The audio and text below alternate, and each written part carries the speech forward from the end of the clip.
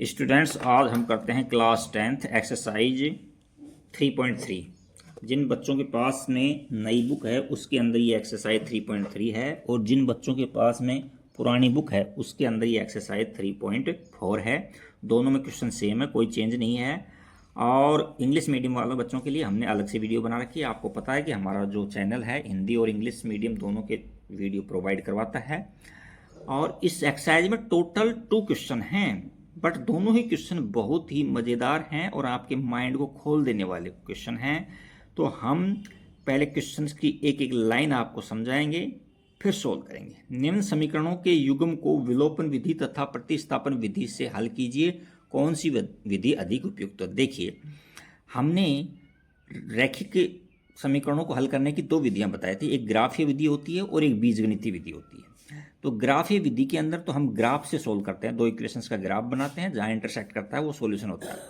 और बीजगणितीय विधि के अंदर 3 विधियां होती हैं। एक विलोपन विधि होती है, एक प्रतिस्थापन विधि होती है, और एक वज्र गुणन विधि होती है, जिसका जिक्र यहाँ नहीं किया गया है। तो आपसे ये 2 विधियां से क्वेश्चन करवा रहा है, विलोपन विधि से और प्रतिस्थापन विधि से। तो प्रतिस्थापन विधि से हमने 3.2 के सारे क्वेश्चन किए थे, तो हम ज़्यादा फोकस विलोपन विधि पर करेंगे। तो विलोपन विधि में क्या होता है कि x या y किसी एक के गुणांक को सेम करते हैं, और यदि दोनों का साइन यानी चिन्ह समान है तो दोनों समीकरणों को एक में से 2 घटाते हैं, और यदि विपरीत हैं तो जोड़ते हैं। देखिए, क्वेश्चन फर्स्ट है x plus y equal to 5, इसको 1 मान लिया मैंने, और यहाँ 2x minus 3y equal to में 4 है, इसको सेकंड मान लिया। अब आपकी इच्छा पर डिपेंड है कि आप x को बराबर करना चाहते हो या y को बराबर करना चाहते हो। तो देखिए, x को बराबर करोगे तो इक्वेशन फर्स्ट को 2 से मल्टीप्लाई कर दोगे, और y को बराबर करोगे तो इक्वेशन फर्स्ट को 3 से मल्टीप्लाई करोगे। तो मैंने शॉर्ट में क्या ले लिया, x को यानी समीकरण 1 को मैंने 3 से गुणा कर दिया, तो इससे y इक्वल हो जाएगी। तो 3 से पूरी समीकरण 3 से मल्टीप्लाई हो जाएगी, और 2 को या तो एज इट लिख दो या इस तरह से लिख दो, 1 से मल्टीप्लाई करके दोनों को जोड़ने पर, यहाँ प्लस का साइन है तो यानी इनसे मल्टीप्लाई करने के बाद दोनों को जोड़ेंगे हम।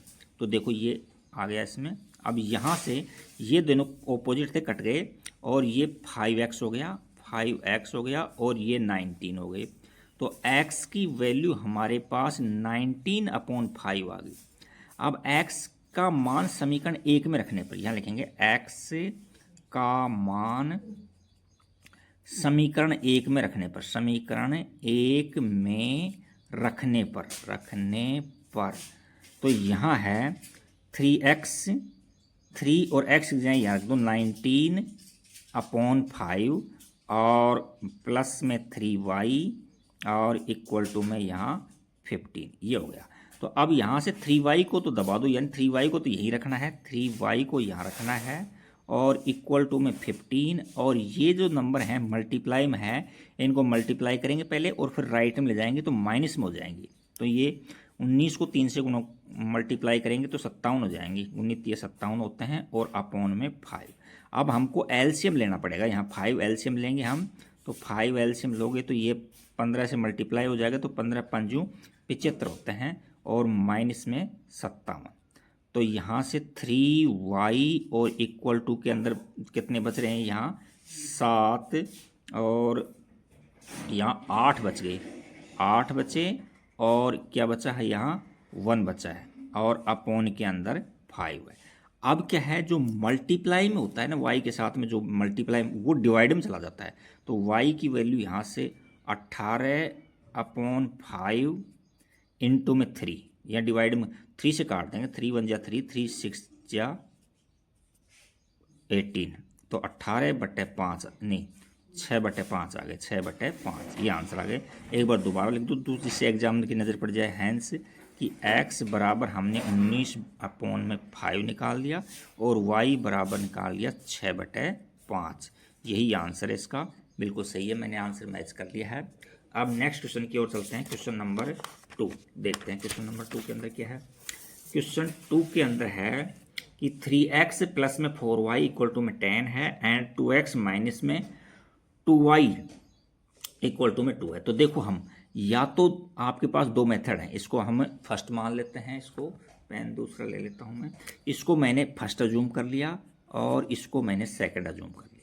तो देखो x की वैल्यू इक्वल करोगे तो 3 और 2 का मल्टीप्लाई 6 होता है, तो इसको 2 से मल्टीप्लाई करना पड़ेगा और इसको 3 से मल्टीप्लाई करना है। यदि y को सेम करते हो तो इसको ओनली 2 से मल्टीप्लाई कर दो, तो ये बेटर है मेरे विचार से।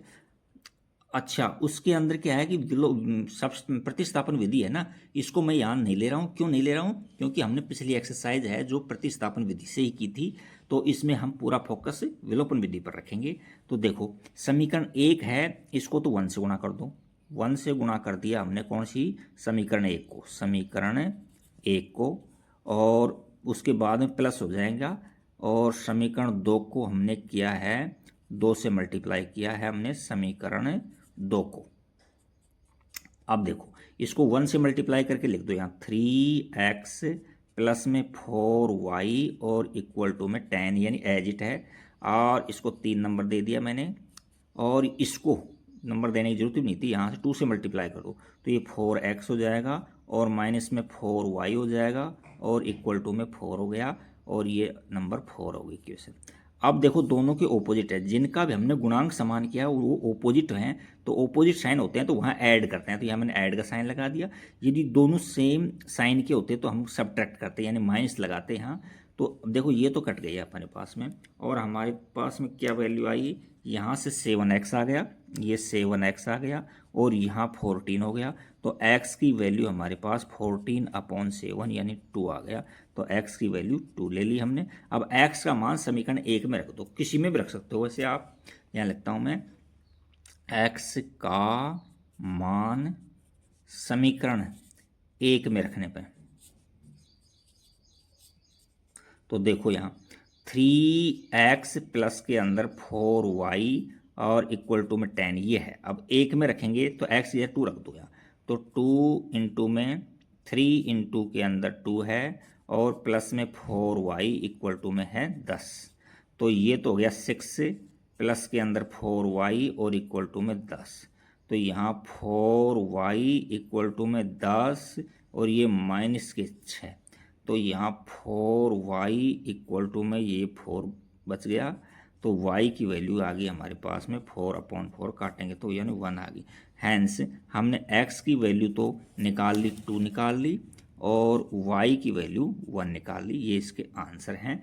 अच्छा, रही बात विलोपन विधि में से और प्रतिस्थापन विधि में से कौन सी विधि अधिक उपयुक्त है, ऐसे क्वेश्चन एग्जाम में नहीं पूछे जाते हैं, लेकिन मैं थोड़ा सा हिंट दे देता हूँ आपको। यदि गुणांक हमको x और y के किसी एक के समान मिल जाते हैं ना, तो विलोपन विधि से अच्छी विधि एक भी विधि नहीं है, और अदरवाइज हमको प्रतिस्थापन विधि से सोल्व करना ईजी रहता है। अच्छा, तो इस टाइप के क्वेश्चन कभी पूछे नहीं जाते हैं कि भाई कौन सी विधि उपयुक्त है, यानी पूछता है तो कोई एक विधि बता देता है आपको ओनली। तो इसको हम ऐसे कर सकते हैं, तो एम्प्लाइज दैट, दोबारा से ले लेता हूँ यहाँ, 3x माइनस में 5y और इसको राइट में ले जाऊंगा तो इक्वल टू में प्लस का 4 हो जाएगा, इसको नंबर 1 दे दिया मैंने। और यहाँ देखो 9x और ये माइनस में 2y और ये इक्वल टू में 7, इसको समीकरण नंबर 2 दे दिया। अब देखो यहाँ x के गुणांक को सेम करेंगे तो इसको 3 से मल्टीप्लाई करना पड़ेगा। अच्छा, इसको 1 से गुणा कर दो, कोई दिक्कत नहीं। और y को मल्टीप्लाई समान करोगे तो इसको 2 से मल्टीप्लाई करना पड़ेगा, इसको 5 से मल्टीप्लाई करना पड़ेगा। तो मैं क्या कर रहा हूँ, देखो x का गुणांक समान कर रहा हूँ, तो मैं समीकरण 1 को, समीकरण जो 1 है उसको मैं गुणा कर रहा हूँ 3 से, और उसके बाद में समीकरण 2 है उसको मैं 1 से गुणा करूँगा, समीकरण 2 को 1 से गुणा करूँगा, 1 से समीकरण 2 को। अच्छा, अब दोनों के साइन होंगे जो सेम हो जाएंगे तो इसमें सब्ट्रैक्ट करनी पड़ेगी। इसका मतलब समझ गए होगे आप कि फर्स्ट समीकरण को 3 से गुणा करके सेकंड समीकरण को 1 से गुणा करके घटाना है हमको, तो 3 से गुणा करो इसको, तो क्या हो गया, ये हो गया हमारे पास में 9x माइनस में 15y और इक्वल टू में 12, यानी 3 से गुणा करना पड़ता है, तो इसका मतलब है कि दोनों पक्ष गुणा होते हैं, पूरी समीकरण गुणा होती है 3 से। अच्छा, अब इसको 1 से गुणा करेंगे तो यहाँ 9x और माइनस का 2y और इक्वल टू में 7, अब देखो इनको घटाने, क्यों साइन लगाया हुआ है मैंने, घटाने का, माइनस का लगाया हुआ है, तो यहाँ इनके साइन चेंज करने पड़ेंगे, माइनस करना पड़ेगा, ये प्लस करना पड़ेगा, ये माइनस करना पड़ेगा। तो ये तो देखो कट गए हमारे पास में, और ये कितने बचे, माइनस के 13 बचे हैं, माइनस के कितने बचे हैं, 13 बचे हैं, 13y, और ये बचा है प्लस का 5 बचा है। तो यानी y की वैल्यू आ गई 5/13, और माइनस के अंदर एक बार चेक कर लेते हैं कहीं गलत दिशा में जा रहे हो, क्योंकि थोड़ा सा आंसर जो अटपटा सा लगता है। क्वेश्चन नंबर 3 है इसका, है कि नहीं। तो क्वेश्चन 3 के अंदर देखते हैं कहाँ से 5 बिल्कुल सही आ रहा है, बिल्कुल ठीक है एकदम। अब y का मान समीकरण 1 में रख दो, तो यहाँ लिखते हैं y का मान समीकरण 1 में रखने पर समीकरण 1 ये है देखो, तो 3x -5 और y की जगह ये रख दो क्या, माइनस का 5/13 और इक्वल टू में 4। तो देखो यहाँ से 3x हो गया, और ये प्लस का हो गया 25, प्लस के 25/13 और इक्वल टू में 4। तो ये अब राइट में जाएंगे तो नेगेटिव हो जाएंगे, तो यहाँ से हमको मिल जाएगा 3x इक्वल टू में 4 माइनस में 25/13। अब यहाँ हमको 13 एलसीएम लेना पड़ेगा, तो 13 दूनी 26, 13 चौक 52 हो जाएंगे, कितने हो जाएंगे ये 52 हो जाएंगे, और माइनस में 25। तो अब इसमें सब्ट्रैक्ट करेंगे हम, तो ये 27 बच जाएंगे, यहाँ 27 बचेंगे, और ये 13 बच गए। अब x के साथ जो गुणा में है उसको डिवाइड में दे देंगे, भाग में देंगे। तो x की वैल्यू निकालने के लिए यहाँ 27 बटे यहाँ 13 था, और ये डिवाइड में, डिवाइड का मतलब यहाँ मल्टीप्लाई में कर दो इसको डिवाइड से, तो ये 3 से काटेंगे तो ये 9 बार कट गया, तो ये 9/13। अतः दोबारा लिख दो यहाँ, अतः x बराबर में 9/13 आ गया, और y बराबर में माइनस के 5/13 आ गया। नीचे से और ऊपर से कोई फर्क नहीं पड़ता, यदि नीचे माइनस है तो वो ऊपर ही काउंट माना जाता है वो। तो ये आंसर एक बार चेक कर लेते हैं, आंसर आपके एकदम सही हैं। अब इसका 4 क्वेश्चन देखते हैं। क्वेश्चन नंबर 4 क्या है, क्वेश्चन नंबर 4 के अंदर दे रखा है हमको कि x/2 प्लस में 2y/3 इक्वल टू -1, और x माइनस में y/3 इक्वल टू में 3, ये दे रखा है। तो पहले हम एलसीएम लेकर के इनको थोड़ा सोल्व कर लेते हैं थोड़ा सा। तो यहाँ से एम्प्लाइज दैट लगाना, बराबर मत लगाना, यहाँ एम्प्लाइज दैट। तो यहाँ 6 एलसीएम ले लिया हमने, तो ये 3 से मल्टीप्लाई हो गया तो 3x हो गया, और ये 2 से मल्टीप्लाई होगा तो प्लस का 4y हो गया, और इक्वल टू में माइनस में 1। अब क्रॉस मल्टीप्लाई करेंगे तो यहाँ से एम्प्लाइज दैट 3x प्लस के अंदर 4y और इक्वल टू में माइनस के 6 है, इसको हमने 1 नंबर दे दिया। अब इसको सोल्व करते हैं, तो यहाँ एम्प्लाइज दैट लगाओ, 3 हम एलसीएम ले लेते हैं, तो ये क्या हो जाएगा 3x हो जाएगा, 3x माइनस में y और अपॉन में 3 इक्वल टू में 3।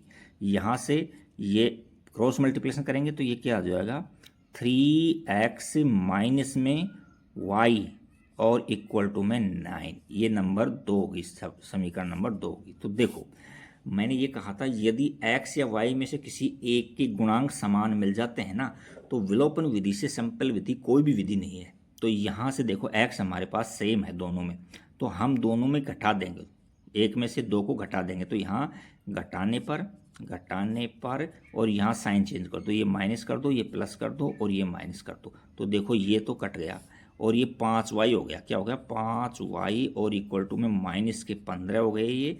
तो y की वैल्यू हमारे पास में माइनस में 15 बटे में 5, तो यानी 5 दिए 15, माइनस का 3 आ गया।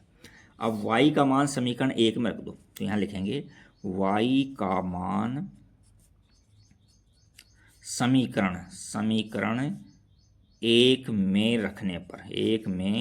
रखने पर, तो 1 में रखोगे तो देखो यहाँ से 3x है ये, तो 3x लिख दो और प्लस लगाओ, फिर 4 है, फिर y आ रहा है, तो y की जगह -3 रख दो, -3 और इक्वल टू में माइनस का 6 है।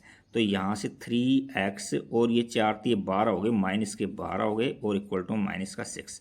3x इक्वल टू में ये प्लस का 12 हो जाएगा, उधर जाएगा तो और माइनस का 6, तो यहाँ से प्लस का 6 बच गया। तो x की वैल्यू हमने यहाँ से 2 निकाल ली, x इक्वल टू में 6/3, तो काटेंगे तो 2 मिलेगी। तो यहाँ लिख देंगे दोबारा से एक बार, अतः है x बराबर हमने उत्तर निकाला है 2 और y इक्वल टू में निकाला है -3। देखो अच्छे क्वेश्चन थे कि नहीं। तो ये क्वेश्चन नंबर हमारे पहले का 4 कंप्लीट हो गया, यानी फर्स्ट क्वेश्चन ही कंप्लीट हो गया। अब जो क्वेश्चन चलेंगे वो लैंग्वेज संबंधित चलेंगे, बहुत अच्छे क्वेश्चन चलेंगे, इनकी हर लाइन हम आपको समझाएंगे, पक्का आपके माइंड में बैठा देंगे। देखो क्वेश्चन नंबर फर्स्ट में पहले क्वेश्चन को रीड करते हैं, देखते हैं क्वेश्चन क्या है। क्वेश्चन 2 में निम्न समस्याओं में रैखिक समीकरणों के युग्म बनाइए, यानी पेयर बनाने हैं हमको, और उनके हल यदि उनका अस्तित्व है तो विलोपन विधि द्वारा ज्ञात कीजिए। तो हमको विलोपन विधि द्वारा ज्ञात करना है। तो देखो पहला क्वेश्चन कहता है यदि हम अंश में 1 जोड़ दें और हर में 1 जोड़ दें, तो सबसे पहले तो अंश और हर मानो ना आप। अच्छा, उसके बाद में भिन्न पूछा आपसे, तो मान लेते हैं कि अंश x है और हर है जो y है, तो इसको भिन्न के रूप में लिखेंगे तो क्या हो जाएगा, x/y, यानी ये अंश है, ये y हर है। अच्छा, अब पहली शर्त में क्या कह रहा है, अंश में 1 जुड़वा रहा है, जैसे ये क्वेश्चन में कहता है ना वैसे करे जाओ आप, x/y ये है। अब अंश में 1 जोड़ने के लिए कह रहा है, तो प्लस में यहाँ 1 जोड़ दिया मैंने। अच्छा, और हर में भी 1 जो घटा रहा है, हर में 1 कम करवा रहा है, घटवा रहा है, तो भिन्न 1 में बदल जाती है, यानी 1 में बदल गया। इसको 1/1 लिखते हैं, बात एक ही है। तो इसको सोल्व करेंगे, एम्प्लाइज दैट 1 से मल्टीप्लाई करेंगे तो x प्लस के अंदर 1 और इक्वल टू में यहाँ y माइनस के अंदर 1। तो इसको और सोल्व करेंगे आगे, तो यहाँ से हो जाएगा, ये इधर आएगा तो x माइनस वाई, और ये उधर जाएगा तो माइनस का हो जाएगा, तो माइनस के 2 हो जाएंगे। समीकरण नंबर इसको हमने 1 दे दिया। अब दूसरी शर्त क्या है, यदि हर में 1 जोड़ दें तो यह 1/2 हो जाती है। दूसरी बार में देखो भिन्न है ना हमारे पास में x/y है, इस बार हर में 1 जुड़वा रहा है, अंश में कुछ नहीं जुड़वा रहा, तो यहाँ 1 जोड़ देते हैं, तो भिन्न क्या हो जाती है, 1/2 हो जाती है। तो अब इसको सोल्व कर करके और दूसरी समीकरण बना दो। तो यहाँ एम्प्लाइज दैट लगाओ, तो क्रॉस मल्टीप्लाई करो इसको, तो 2x हो जाएगा, और ये 1 से मल्टीप्लाई करेंगे तो प्लस बराबर में y प्लस का 1 हो जाएगा। तो अब इसको और रीअरेंज कर लो, तो 2x माइनस में y और इक्वल टू में 1, ये समीकरण नंबर 2 होगी। तो ये तो रैखिक युग्म बन गए हमारे। अब इनको हम सोल्व करेंगे, तो देखो यहाँ से x y की वैल्यू दोनों सेम दिखाई दे रही, दोनों में है कि नहीं। तो हम क्या करेंगे, यहाँ एक में से 2 को घटा देते हैं। तो दोबारा लिख लेते हैं एक बार समीकरण को, x माइनस में y इक्वल टू में माइनस का 2, और यहाँ 2x माइनस का y और इक्वल टू में 1। तो यहाँ से हमको मिल गया, यहाँ घटा देंगे तो ये माइनस में हो जाएगा, ये प्लस के अंदर हो जाएगा, और ये माइनस में हो जाएगा, यानी साइन चेंज हो गई। तो ये तो कट गया, और यहाँ माइनस का x बच गया, और ये माइनस के 3 हो गए। तो x की वैल्यू माइनस से माइनस कट गया तो प्लस का 3 आ गया। x की वैल्यू कितनी आ गई, प्लस के 3 आ गई, ये x की वैल्यू आ गई। अब x का मान समीकरण 1 में रखेंगे, x का मान समीकरण 1 में रखने पर, समीकरण 1 में रखने पर तो ये समीकरण 1 यह है, x माइनस वाई, ये तो x या 3 रख दो, तो 3 माइनस में y इक्वल टू में माइनस का 2, तो माइनस का y इक्वल टू में माइनस का 2, और ये जाएगा तो इधर तो माइनस का 3 हो जाएगा। तो यानी माइनस का y इक्वल टू में माइनस का 5 हो गया, माइनस से माइनस कट गया, तो y की वैल्यू हमारे पास 5 आ गई। एक बार नीचे दोबारा से लिख दो इनको, तो अतः नहीं, अब हमको भिन्न लिखनी है। अंश हमारे पास में 3 आ गया, और हर क्या आ गया हमारे पास में 5 आ गया। तो भिन्न हमने क्या लिखी थी, जो अभिष्ट भिन्न थी वो हमने x/y लिखी थी। तो x की वैल्यू हमने 3 निकाल दी, और y की वैल्यू 5 निकाल दी, तो ये हमारा फाइनल आंसर आ गया। देखो कितना इजी क्वेश्चन था। नेक्स्ट क्वेश्चन देखते हैं, इसका सेकंड क्वेश्चन क्या है, एक बार आंसर भी चेक कर लेते हैं। फर्स्ट का इसका 3/5 बिल्कुल सही है। देखिए सेकंड क्वेश्चन क्या है इसके अंदर, 5 वर्ष पूर्व नूरी की आयु सोनू की आयु से 3 गुनी थी। अच्छा, 10 वर्ष बाद नूरी की आयु सोनू की आयु की 2 गुनी हो जाएगी, तो नूरी और सोनू की आयु क्या। तो देखो ऐसे क्वेश्चन में मैंने आपको पिछली एक्सरसाइज में बताया था, सबसे पहले आप वर्तमान आयु माना करो। तो हम मान लेते हैं 2 कैंडिडेट हैं, या नूरी है और सोनू है, तो माना नूरी की वर्तमान आयु x है तथा सोनू की वर्तमान आयु y वर्ष है। यानी आज इतने इतने वर्ष के हैं ये। अब जैसे वो कहता है वैसे किया जाओ। आगे कह रहा है 5 वर्ष पूर्व, पहले तो पूर्व लगाओ, पूर्व की निकालो दोनों की, 5 वर्ष पूर्व की। तो 5 वर्ष पूर्व नूरी की आयु, वर्तमान भाई x है तो 5 साल पहले x माइनस 5 हो जाएगी। और सोनू आज y का है तो 5 साल पहले y माइनस 5 का हो जाएगा। अब उसके बाद में पहली शर्त बाद में पढ़ेंगे, पहले इनको दोनों को इक्वेट कर दो और इक्वल टू के अंदर y माइनस 5। अभी ये संतुलित नहीं है, अभी जो कंडीशन आएगी उसके बाद में संतुलित होंगे। तो उसमें ये कह रहा है कि नूरी की आयु है जो सोनू की आयु की 3 गुनी थी, यानी ये कम है, तो कम वाले को 3 से गुणा कर दो, 3 से गुणा कर दो। तो यहाँ क्या आ जाएगा, x माइनस 5 और यहाँ से 3y और माइनस के 15 हुए। अब इसको और अरेंज करेंगे हम, तो यहाँ x माइनस में 3y और ये इधर जाएगा तो प्लस का हो जाएगा, माइनस 15 में प्लस के 5 घटाएंगे तो क्या बच जाएगा, माइनस का 10 बच जाएगा। ये समीकरण नंबर ए का मिल गई हमको। ये देखो कितना इजी वे में निकल गई समीकरण। अब दूसरा क्या कहना चाह रहा है कि 10 वर्ष पश्चात, तो पहले कंडीशन बाद में पढ़ेंगे, पहले 10 वर्ष बाद दोनों की आयु निकालो। तो आज नूरी की आयु x साल है तो 10 वर्ष बाद में क्या हो जाएगी, x प्लस में 10 हो जाएगी। और सोनू की आयु यदि y है तो ये x y प्लस में 10 हो जाएगी। तो द्वितीय शर्त के अनुसार, अब शर्त के अनुसार यह इनको दोनों को पहले इक्वल रख लो, x प्लस में 10 और यहाँ y प्लस के अंदर 10। अब क्या कह रहा है कि नूरी की 10 वर्ष पश्चात नूरी की आयु सोनू की आयु की दुगनी हो जाएगी, यानी कम कौन सी है, ये है कम, सोनू की आयु कम है। तो इसको 2 से गुणा करोगे जब जाकर के इक्वल होंगे, ये संतुलित हो जाएंगे। अभी आप इनको सोल्व करो तो यहाँ से ये x प्लस के अंदर 10 और इक्वल टू में 2y और प्लस के अंदर 20, ये हो गया। इनको और सोल्व करते हैं हम तो क्या हो जाएगा, x माइनस के 2y हो जाएंगे और ये इधर जाएगा तो माइनस का हो जाएगा 10। तो 20 में से माइनस का 10 कम करेंगे तो प्लस का 10 बच जाएगा और ये समीकरण नंबर 2 होगी। अब दोनों में देखो x बराबर है तो एक साथ लिख लो पहले दोनों को। x माइनस में 3y बराबर में माइनस का 10 है और दूसरा है x माइनस में 2y बराबर के अंदर 10 है। तो अब इसमें देखो x के गुणांक समान हैं तो ये साइन चेंज कर दो, यानी घटाने पर लिख दो इसको, घटाने पर तो ये क्या हो जाएगा, यहाँ माइनस हो जाएगा, ये प्लस हो जाएगा, ये माइनस हो जाएगा, इससे ये कट गई और यहाँ से माइनस का y बच गया और यहाँ से माइनस के 20 हो गए। तो y माइनस से माइनस कट जाएगा तो y की वैल्यू हमारे पास में कितनी आ जाएगी, 20 आ जाएगी। यानी y किसकी मानी थी, हमने सोनू की आयु मानी थी तो ये 20 आई। अब y का मान समीकरण 1 में रख दो तो यहाँ लिखेंगे y का मान समीकरण 1 में रखने पर तो देखो समीकरण 1 क्या है, ये है समीकरण 1, x माइनस में 3 और फिर y है तो y जो 20 रख दो और इक्वल टू में माइनस का 10। तो ये क्या हो जाएगी, x माइनस के 60 बराबर में माइनस का 10। तो x बराबर में माइनस का 10 है, ये इधर आएगा तो प्लस का हो जाएगा 60। तो हमारे पास में x की वैल्यू कितनी आई, 50 आ गई। यानी x कितना माना था हमने, नूरी की वर्तमान आयु मानी थी और सोनू की आयु मानी थी। तो यहाँ एक बार पुनः लिख दो, अतः आप लिख देना, मैं बोल रहा हूँ, अतः नूरी की वर्तमान आयु बराबर 50 वर्ष तथा सोनू की वर्तमान आयु बराबर 20 वर्ष। देखो कितना हार्ड क्वेश्चन था, बाकी कितने ही चुटकियों में हो गया, कितना इजी वे में हो गया।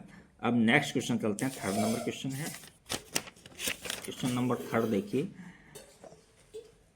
क्वेश्चन 3rd को हम रीड करते हैं, पहले क्वेश्चन को पढ़ते हैं। देखो क्या कहना चाह रहा है क्वेश्चन को 3rd। बहुत अच्छा क्वेश्चन है ये तो। 2 अंकों की संख्या के अंकों का योग 9 है। अच्छा, इस संख्या का 9 गुना दूसरी संख्या के को पलटने से बनी संख्या का 2 गुना है तो वह संख्या क्या। देखो ऐसे क्वेश्चन है ना, वो मुझे बहुत ही ईजी लगते हैं, मैं अच्छे माइंड में बैठाऊंगा। देखो पहले थोड़ा सा इसका बेसिक जान लो। इस तरह से आप मान लेते हैं, हम ये ले लेता हूँ मैं, ये इस तरह से, ये 2 अंकों की संख्या है। जैसे मान लीजिए यहाँ मैंने 27 ले लिया, तो 2 अंकों की संख्या है ना, तो इसमें अंकों का योग है ना, अंकों का योग है, ये तो 2 + में 7 हो जाएगा, अंकों का योग है। और वो संख्या क्या होगी, संख्या होती है इसको एक्सपेंड करने पर, यदि ये 1 + 1 से मल्टीप्लाई होता है, ये 10 प्लेस है यानी दहाई है, इकाई दहाई, तो दहाई को 10 से गुणा करते हैं, तो ये संख्या हो जाएगी 20 + में 7, जब भी तो 27 बनेंगे, ये संख्या ये हो जाएगी। और इसको उल्टेंगे पलटेंगे तो ये 72 हो जाएगा। अब ये क्या हो जाएगा, इसको संख्या क्या बन जाएगी, 70 + में 2 ऐसे लिखेंगे इस संख्या को। तो देखो इसके अंदर अब यहाँ आपकी इच्छा पर डिपेंड है, संख्या XY मानते हो या YX मानते हो, आपकी इच्छा पर डिपेंड है। देखो 2 अंकों की संख्या का इकाई अंक मैंने मान लीजिए X मान लिया, तो ये यानी ये ले लिया मैंने, इकाई अंक इधर लेता हूँ, यानी YX ये ले लिया, YS इकाई अंक X ले लिया और दहाई अंक Y ले लिया। देखो ये ले लिया कि नहीं ले लिया। अच्छा, तो अभी संख्या क्या हो जाएगी, मैंने क्या बताया, इस संख्या को कैसे लिखते हैं, दहाई को 10 से मल्टीप्लाई करके लिखते हैं, तो 10Y + में X ऐसे संख्या बनेगी। और अंकों का योग पूछेगा तो यहाँ कह देंगे X + Y लिख दो या Y + X, बात है कि X + Y ऐसे। तो देखो अब इसमें इसने कहा था कि हमने 2 अंकों की संख्या का इकाई अंक X माना है, यानी इसको हमने YX के रूप में मान लिया, यानी इकाई अंक ये है तो दाई है, तो इसको दाई को 10 से मल्टीप्लाई करके संख्या बनाएंगे, तो ये संख्या क्या बनेगी, 10Y + के अंदर X, ये संख्या बन गई। अच्छा, और प्रथम शर्त के अनुसार, प्रथम शर्त यह है कि इन अंकों का यानी Y का और X का है ना, जो योग हमको दे रखा है, कितना दे रखा है, इसको दोबारा देखते हैं, अंकों का योग 9 है, तो 9 देखो यहाँ X प्लस के अंदर Y = में 9, ये तो समीकरण 1 बन गई। देखो कितनी इजी है, ये यानी अंकों का योग क्या है। अब वो क्या कह रहा है, अंकों को पलटने पर प्राप्त संख्या, देखो ये संख्या XY है, यहाँ से देखो इसको पलटेंगे तो क्या हो जाएगी, YX हो जाएगी। अब इकाई पर ये आ गया, दहाई पर ये आ गया, तो अंकों को पलटने के बाद संख्या क्या हो जाएगी, दहाई को 10 से गुणा करते हैं, तो ये क्या कर दिया, पलटी नहीं है, अब पलटेंगे तो YX हो जाएगा, यानी XY हो जाएगा, इस तरह से हो जाएगा XY। तो अब दहाई पर ये है, दहाई पर X है, तो 10 से मल्टीप्लाई करें तो संख्या इस तरह से हो जाएगी, 10X + में Y, ये हो जाएगी। देखो कितना अच्छा है। अच्छा, अब द्वितीय शर्त के अनुसार, शर्त बाद में पढ़ेंगे, पहले इनको, पहले वाली संख्या को और बाद वाली संख्या को इक्वल साइन में लगाओ, यानी 10Y + में X, ये तो पहले की संख्या थी, और ये बदलने के बाद क्या संख्या हुई है, 10X + के अंदर Y, ये बाद की संख्या हुई है, यहाँ X है, पहले की संख्या ये है 10Y + में X, और बाद की संख्या ये हुई है पलटने के बाद में। अब कंडीशन पढ़ेंगे, क्या कंडीशन है, क्या कंडीशन कहना चाह रहा है, ये कहना चाह रहा है, एक मिनट, इस संख्या का 9 गुना, यानी इस संख्या का 9 गुना है, इस संख्या को 9 से गुणा कर दो, जो किसके इक्वल है, संख्या के अंकों को बदलने से बनी संख्या के, बदलने से ये संख्या बनी, इसके 2 गुना के बराबर है, तो यानी 2 गुना, 2 से गुणा कर दो इसको। अब आपका इजी हो जाएगा, 2 से गुणा करते हैं, बस हो गया, जो कुछ होना था। अब तो आराम से इनको कैलकुलेशन करना है, आंसर निकालना है। तो देखो इसको मल्टीप्लाई करेंगे तो ये तो 90Y हो गया, और प्लस का 9X हो गया, और यहाँ से हो गया ये 20X हो गया, और प्लस में 2Y हो गया। अब X को एक तरफ ले लो, दोनों को एक तरफ ले लो यहाँ, तो क्या इक्वेशन बन रही है देखते हैं। यहाँ हमारे पास में इसको इधर ले आऊँगा तो माइनस के 20X हो जाएंगे, 20X, और प्लस का 9Y है, कोई दिक्कत है नहीं, और इक्वल टू में देखो इसको भी इधर लिया है मैं, यहाँ या इक्वल टू इसको इधर ले आया, और ये थोड़ा सा लिखी गलत दिया मैंने, पहले ये संख्या लिख लो आप जो कि तुम है, तो यानी 90Y और प्लस में 9X। अब इसको इधर ले आओ तो माइनस का 20X और माइनस का 2Y, अब क्या बचा यहाँ, 0 बचा है, 0। अब इनको सोल्व करेंगे तो देखो X, ये दोनों X हैं ये, तो यहाँ माइनस के 11X बच जाएगा, क्या बच जाएगा, माइनस के 11X बच जाएंगे, और यहाँ क्या बच जाएगा, प्लस का 88 बच जाएगा। इसको देखो ये 90 है, इसमें 2 कम करेंगे तो प्लस का 88 बच जाएगा, 88Y बराबर में 0। अब यहाँ माइनस के 11 कॉमन ले लेता हूँ मैं, माइनस के 11 कॉमन ले लूँगा तो यहाँ तो X बच जाएगा, और माइनस का भाग देंगे यहाँ, तो ये प्लस की है तो माइनस का 8 हो जाएगा Y, और इक्वल टू के अंदर 0। ये मल्टीप्लाई में जाएगी तो यहाँ डिवाइड में चला जाएगा, ये तो ये खत्म हो जाएगा, ये मल्टीप्लाई में ना 11 माइनस के, तो यहाँ डिवाइड में चल जाएगा तो ये खत्म हो जाएगा। तो यहाँ समीकरण हमारी 2 क्या बन गई, X माइनस में 8Y बराबर में 0, ये समीकरण नंबर 2 निकल गई। ये समीकरण नंबर फर्स्ट थी, ये समीकरण सेकंड थी, दोनों को पास पास लिख लो। तो यहाँ लिख देता हूँ मैं, यहाँ x प्लस में y इक्वल टू के अंदर 9 है, और ये क्या है, x माइनस के अंदर 8y इक्वल टू में 0। देखो कितना ईजी है। अब इनको हम साइन चेंज कर देते हैं, क्योंकि गुणांक इसके समान है, तो साइन चेंज यानी घटाने पे लिख देते हैं। तो यहाँ लिख देते हैं माइनस, ये प्लस और ये माइनस। तो ये तो देखो कट गया, ये प्लस का 9y हो गया और यहाँ 9 बचा। तो y की वैल्यू हमने 9/9 1 निकाल ली। y की वैल्यू क्या निकाल ली, 1। तो y तो 1 आ गया। अब x की वैल्यू निकालनी है, तो यहाँ लिखेंगे y का मान समीकरण 1 में रखने पर तो समीकरण 1 क्या है भाई कि x प्लस वाई बराबर में 9 है, तो y की जगह 1 रख दो। तो x और यहाँ प्लस के अंदर 1 है इक्वल टू में 9, तो x इक्वल टू यहाँ 9 और ये माइनस का 1 हो जाएगा, तो 8 बच जाएगा, 8।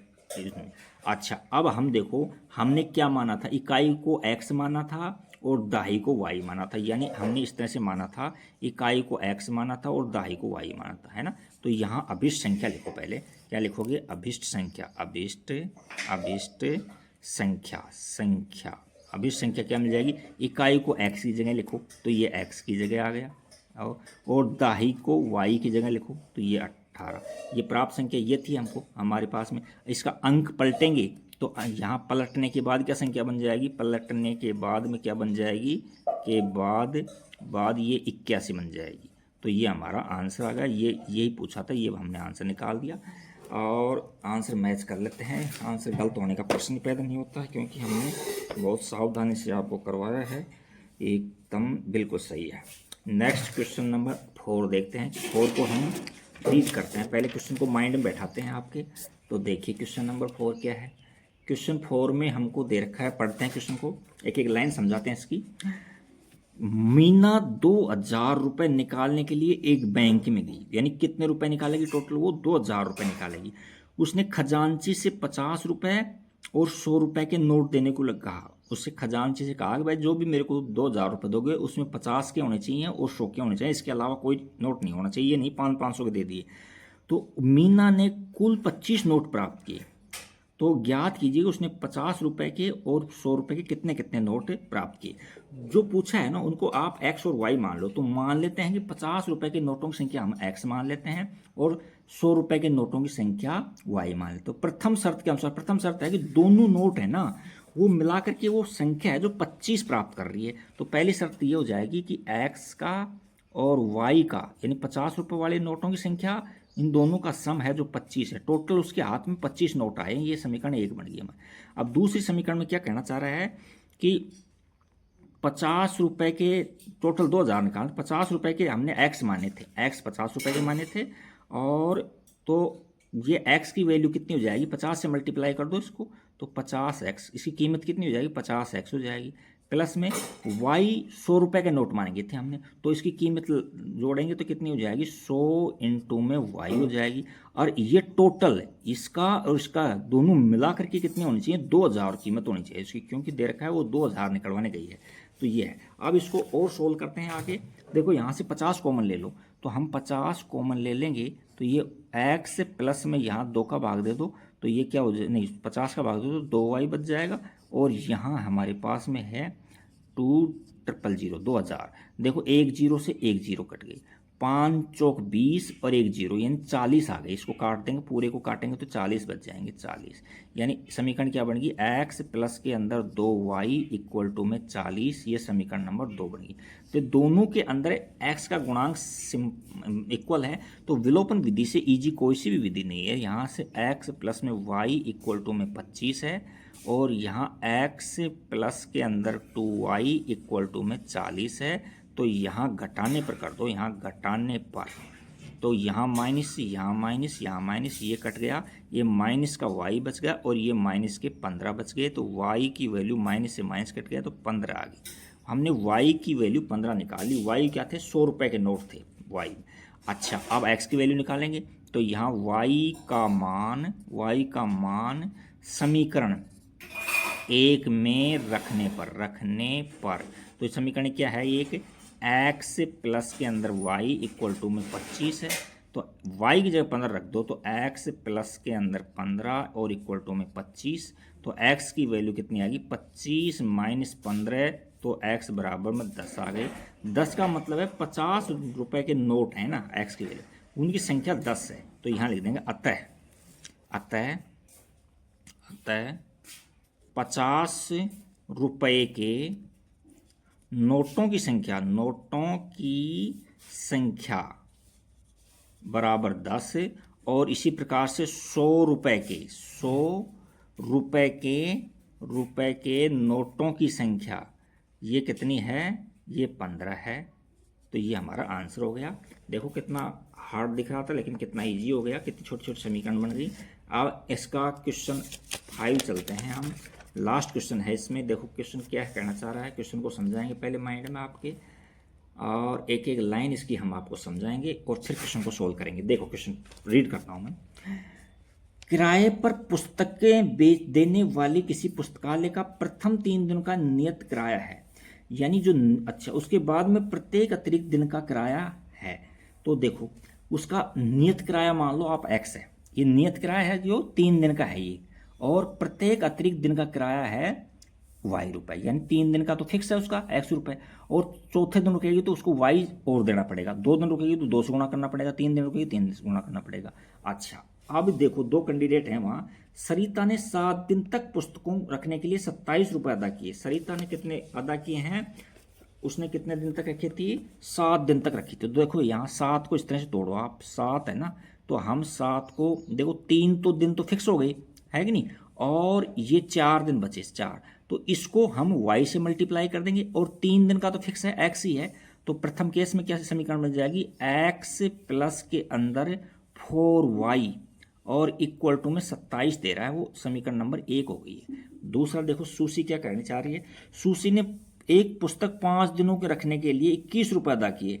देखो सुशी ने 5 दिन रखे हैं किताब को, तो वो 5 दिन के अंदर क्या किया है, 3 दिन का तो x फिक्स दिया है उसने, और 2 दिन एक्स्ट्रा लगे, तो इसको y से गुणा करके लिखना पड़ेगा। इसका तो x हो जाएगा, 3 दिन का तो क्या हो जाएगा x, और प्लस में 2y, और दोनों दिन का इसमें मिला करके ये क्या दे रही है, 21 रुपये दे रही है। समीकरण नंबर 2 हो गई है।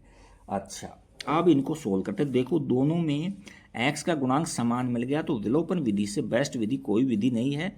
यहाँ 4y इक्वल टू में 27, और यहाँ x प्लस में 2y बराबर में 21, ये माइनस माइनस माइनस यानी घटाने पर कर दो आप, घटाने पर, तो ये तो कट गया, और यहाँ 2y बच गया, और यहाँ देखो 6 बच गया। तो y की वैल्यू हमने निकाल ली, y इक्वल टू में 6/2, तो क्या हो जाएगा 3 आ जाएगा, ये तो y आ जाएगा।